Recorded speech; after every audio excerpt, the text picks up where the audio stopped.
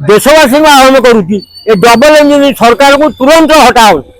Double engine सरकार हटाओ, Bharat बंचाओ। Double engine सरकार तांकर मंत्री माने जहाँ कहते कर्मचारी माने से माने कार्यकारी करूना। गैस दर हठात बढ़ीगला।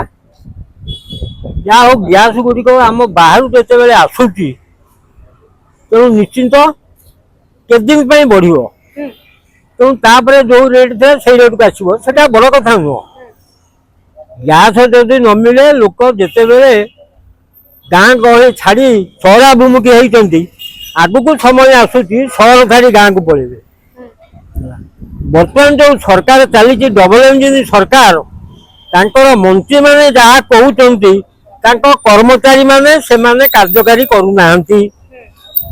जो आमर केंद्र मंत्री माननीय धर्मेंद्र प्रधान अस्मिता भोजी होती जो मैंने रही आईएएस ओएस ये जो तारीख रही से माने ओडिया बुझंती नहीं, ओडिया दिधाड़ी पढ़ी पारती नहीं। ओडिया जदि छाप पेज आप दरखास्त करदेवे ताको मोटे से देखिए नहीं, खाली सिग्नेचर कर आपको हैरान करेंगे।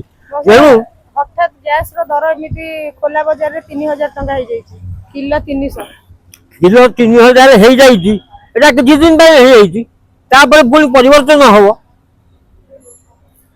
इम्पोर्टान्स मुझे कहूनी गैस इम्पोर्टान्स कहूनी। डबल इंजिन सरकार आसला दिन लोक मान बहुत हैरान कर बहु क्षेत्र में गाड़ी घोड़ा क्षेत्र में खर्चांत विभिन्न खर्चांत करुच्चे सुभद्रा योजना बांटुची भोट बाक्स भरिया एपटे गैस रेट बढ़ीगला। तेणु सुभद्रा योजना हूँ भोट बाक्स को केमी भोट जीव। देश बर्तमान बंधक पड़ा वर्ल्ड बैंक एक कार चिंताधारा ना। जो मैंने हसी हसी 5000 नहीं जाऊँच सब ग्रोसरी दुकान को जाऊँच केते जन लक्षपति हेले ये 5000 टकर। मुझे मुक्त कंठार कहूँ देशवासी आह्वान करुच्ची आम पढ़ी आईचु पॉलिटिकल साइंस जो सरकार को दब 5 वर्ष दब कंटिन्यू रखिब ना। जदि कंटिन्यू रखिब अगणतांत्रिक हम अराजकता सृष्टि हम आप समाज देखुए राति भाई